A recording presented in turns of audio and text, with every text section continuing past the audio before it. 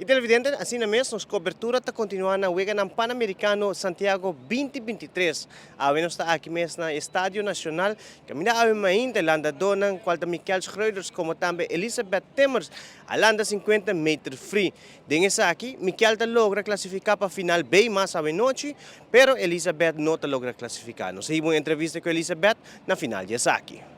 Siguro honor masya grande para mim para takinanang ta rondi atleta nang ko gana medalha olímpico siguro algo malanda ko landa donan ko gana medalha olímpico ding mesmo hit siguro um orgulho masya grande um feeling ko honestamente me não pode echt explicar na eu rende dus ja nós chega aqui nanang de temperatura masya frio que nós não expect e essa é a causa como a gripe e assim é mesmo me logra de landa tempo não sumamente cerca de mi personal best dus me sei que indicar que o training não está indo bom que me está virando mais ligeiro e me seguro excited para o aqui que me lá assim next em futuro sempre me está hope orgulhoso on rapa representar Aruba e me está seguir assim sei e me quero just bisa danki na Aruba Comitê Olímpico, na AAF, minha família de Wildcats na América, tur rende mas danki, posora simboso, milonote, una mitad awe.